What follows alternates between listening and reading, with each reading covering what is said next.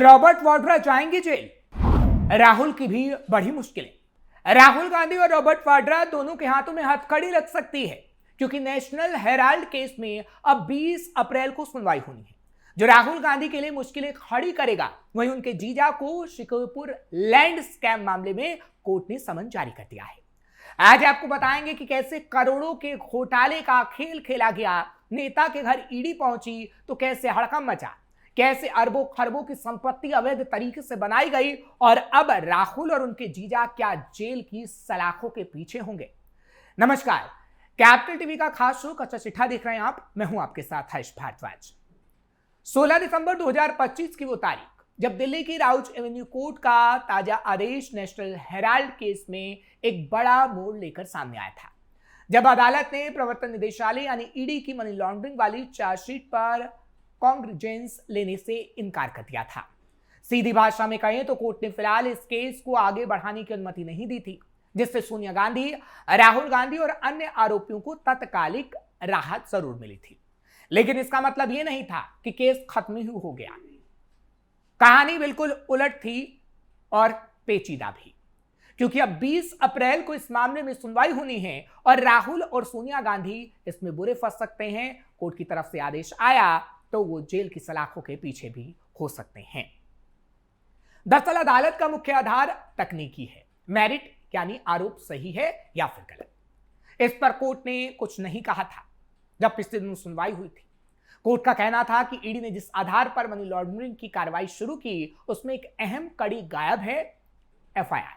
Money laundering कानून के तहत आमतौर पर किसी मूल अपराध को लेकर दर्ज एफआईआर के बाद ही ईडी अपनी कार्रवाई को टिकाऊ बनाती है। दरअसल अदालत ने माना कि निजी शिकायत पर जो प्रक्रिया चली वो इस स्तर पर ईडी की चार्जशीट को बनाए रखने के लिए सही नहीं। इसी तकनीकी कमी पर कोर्ट ने कॉन्ग्रिजेंस लेने से मना कर दिया, यानी एफआईआर के अभाव में, क्योंकि एफआईआर दर्ज नहीं हुई थी।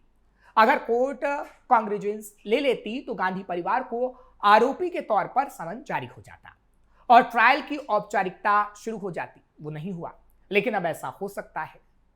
कोर्ट अगर कोई बड़ा फैसला देती है तो राहुल गांधी की मुश्किल बढ़ेगी। ईडी ने पीएमएलए के तहत प्रोसिक्यूशन कंप्लेंट दाखिल की थी, जिसे आम भाषा में चार्जशीट कहा जाता है।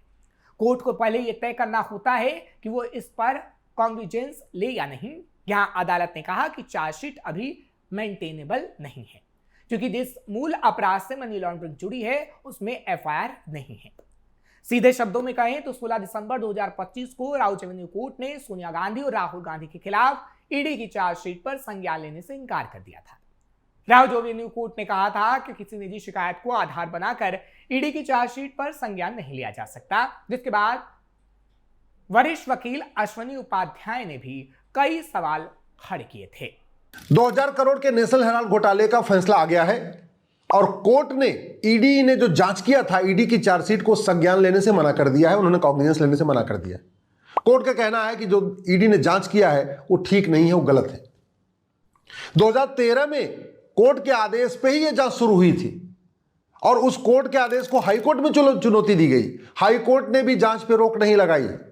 फिर सुप्रीम कोर्ट में मामला आया, सुप्रीम कोर्ट ने भी जांच पे रोक नहीं लगाई और अब वही डिस्ट्रिक्ट कोर्ट कह रही है कि नहीं, ईडी ने जो जांच किया है वो उस पर हम कॉग्निजेंस ले नहीं सकते। कितने आश्चर्य की बात है। मामला 12 साल चला है, 2013 से 2025 तक।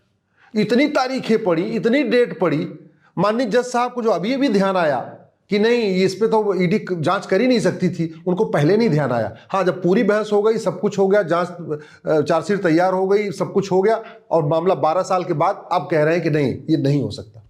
मैं पहले भी कई बार कह चुका हूं, कानून महा घटिया है, न्यायिक व्यवस्था सड़ी हुई है और कानून इतना घटिया है कि डिस्ट्रिक्ट कोर्ट का एक जज उसी कानून को पढ़ के जांच करने का ऑर्डर देता है और डिस्ट्रिक्ट कोर्ट का ही दूसरा जज कुछ साल के बाद आता है, कहता नहीं, ये जांच तो हो ही नहीं सकती। जब तक भारत में जजों की रिस्पॉन्सिबिलिटी नहीं तय होगी, अकाउंटेबिलिटी नहीं तय होगी, एक जुडिशियल चार्टर नहीं होगा, एक जुडिशियल रिफॉर्म नहीं किया जाएगा, सभी कानूनों को दोबारा रिव्यू करके उसमें क्रिस्टल क्लियर नहीं लिखा जाएगा, तब तक यही होगा। ट्रायल कोर्ट में ईडी ने क्या कहा था? हालांकि मामले में ट्रायल कोर्ट में सुनवाई के दौरान ईडी ने कहा था कि जिन लोगों ने कांग्रेस को दान दिया उनके साथ धोखाधड़ी की गई है।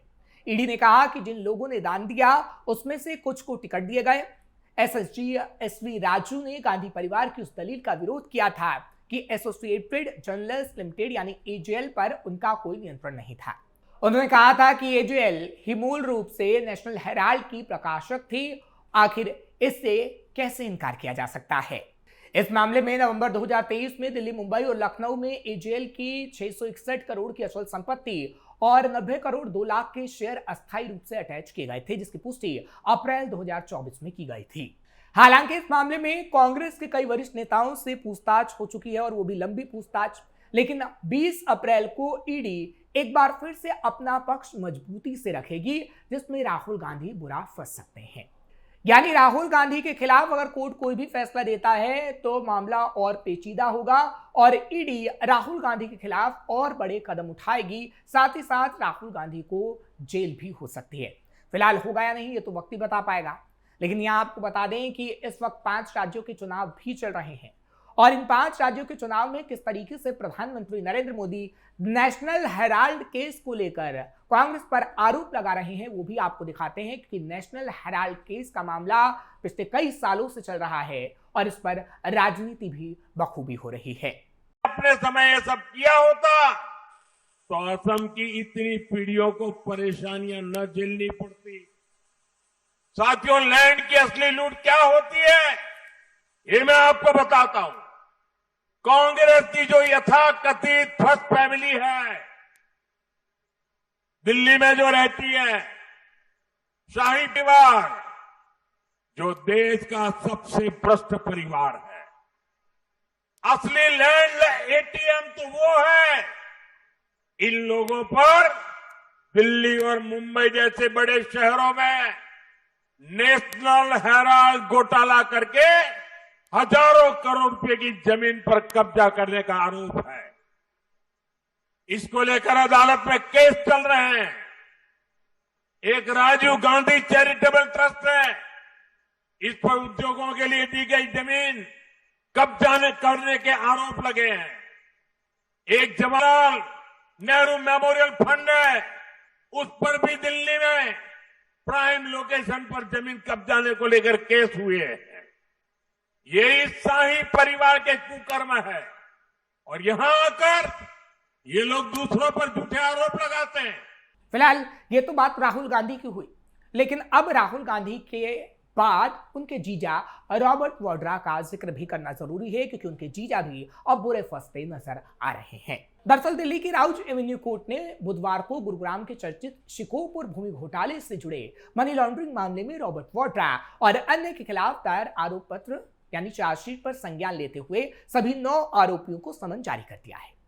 कोर्ट ने सभी आरोपियों को 16 मई को व्यक्तिगत रूप से पेश होने को कहा है, यानी रॉबर्ट वाड्रा और अन्य आरोपी पेश होंगे अदालत में। अदालत में सुनवाई के दौरान रॉबर्ट वाड्रा के वकीलों ने कोर्ट से हालांकि अपील की थी कि ईडी द्वारा पेश की गई चार्जशीट पर संज्ञान न लिया जाए। बचाव पक्ष का तर्क था कि इस मामले में मनी लॉन्ड्रिंग का कोई ठोस आधार मौजूद नहीं है। हालांकि कोर्ट ने इस बात को नहीं माना। कोर्ट ने दस्तावेजों और सबूतों को देखने के बाद ही सुनवाई के योग्य माना और वाड्रा समेत सभी 9 नामजद आरोपियों को पेशी का आदेश दिया।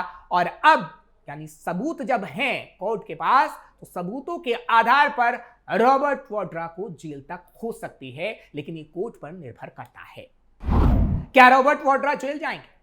करोड़ों के घोटाले में कैसे फंसे राहुल के जीजा? सवाल है कि क्या कोर्ट के फैसले के बाद राहुल के जीजा को जेल जाना पड़ सकता है, क्योंकि रॉबर्ट वाड्रा के खिलाफ कोर्ट में सबूत है।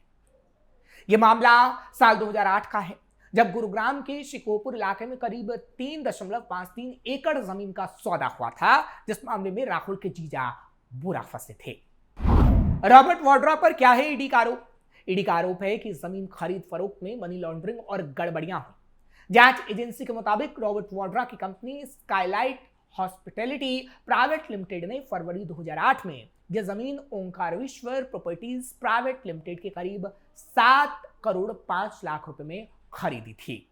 ईडी की तरफ से कहा गया है कि इस सौदे में कई तरह की अनियमितताएं हुई। कंपनी के पास उस समय इतनी पूंजी नहीं थी, फिर भी जमीन खरीदी गई।